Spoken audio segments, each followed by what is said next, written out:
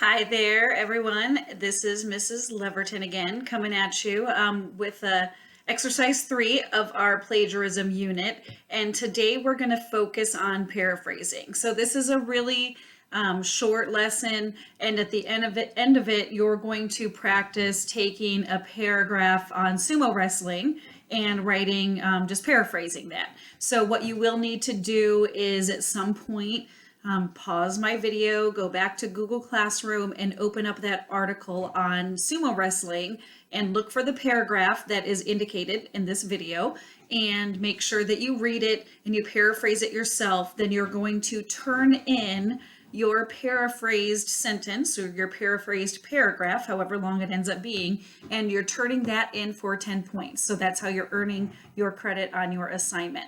All right, so if you have any questions, feel free to message me, email me, set up a Zoom meeting, whatever you need to do, and I'll explain this a little bit further. But we're talking about paraphrasing today.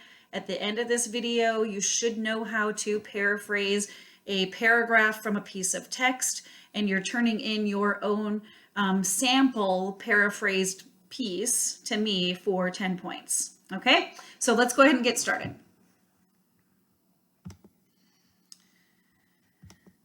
So this is the article that you're going to need to reference today. So I want you to, at this point, take a moment, pause this video, go back to Google Classroom, and click on that link to read the daily life of a sumo wrestler.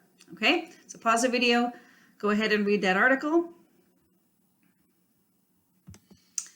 And we're back. Did you read the article? If not, pause the video, go back and read the article, okay? Because you need to make sure that you've read it in order to continue with this lesson, all right? So once you've read the article, we're going to talk about Ava today. She's going to be our example, all right?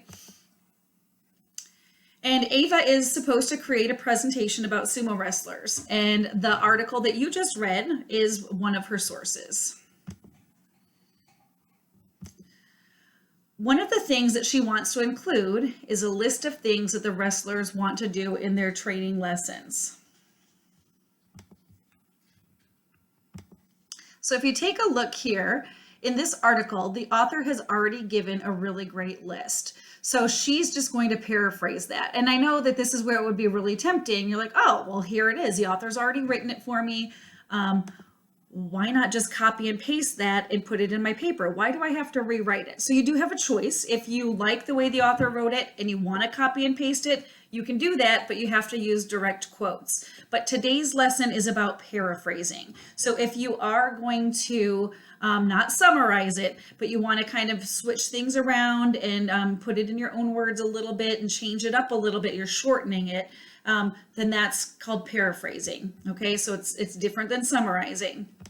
So let's take a look at what that looks like. Okay, so she's going to use the same idea, but she won't use the same exact word for word as the article.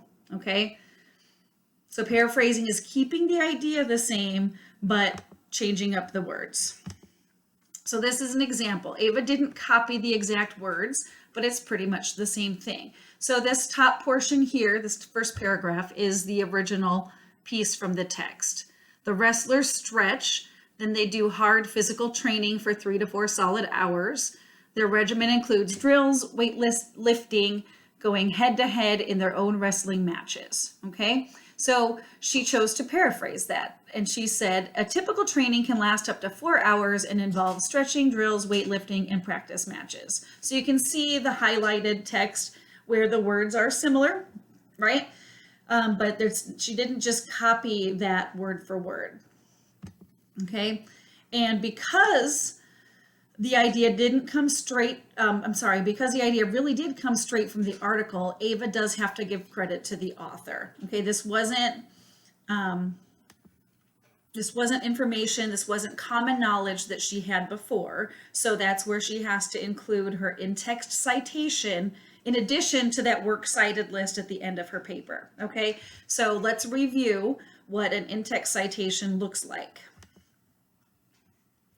And again, you guessed it, we're using a signal phrase of some sort, all right? So according to the writer, Jason Morey, A typical training can last up to 4 hours and involves stretching, drills, weightlifting, and practice matches. So that's one example of how to give credit to the author. Okay, or moving on, she could have done it like this. In his article, The Daily Life of a Sumo Wrestler, Jason Mori explains that a typical training can last up to 4 hours and involves stretching, drills, weightlifting, and practice matches. So, are you with me so far? If you're not sure, this is a good point to pause the video. Okay.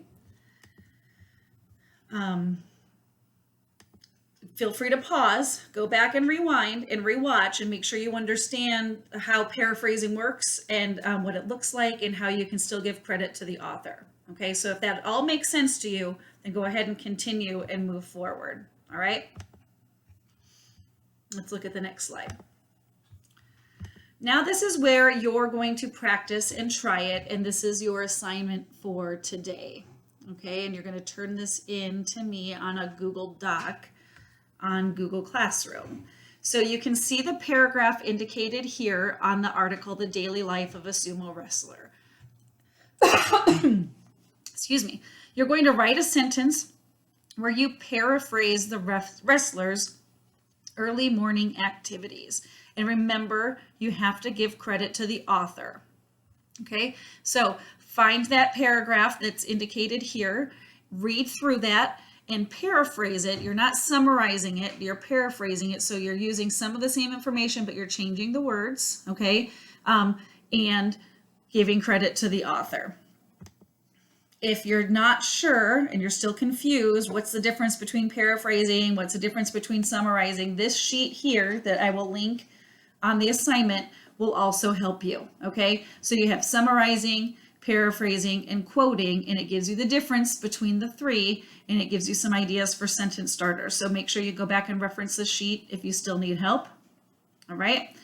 And this final slide here, after you've gotten it written, obviously this is saying that, go back to your group and compare sentences. This is if you're working in class, in person. But again, I know most of us are working remotely right now. So if you want to try to share this with somebody at home and see what they think, if you've done a good job of paraphrasing it and making sure you're giving credit to the author, again, don't turn anything in that you haven't proofread. So make sure that you're using proper capitalization, proper punctuation. Check for your Google Doc. Are there any blue or red lines under any of your words? Those are indications that you have grammar or spelling or punctuation type errors that you need to take care of. And you can fix those with a really simple click above that word, and Google's going to give you suggestions for how to complete those and fix those. So don't skip that step of proofreading before you turn your work in. All right, so that's it for today. Make sure you go back, you paraphrase that paragraph that was indicated in this video and turn that in. And if it's proofread, proper punctuation, spelling, grammar, you've given credit to the author, and it's paraphrased correctly, then it's an easy 10 points. All right, if you need help, reach out to me. Have a good day.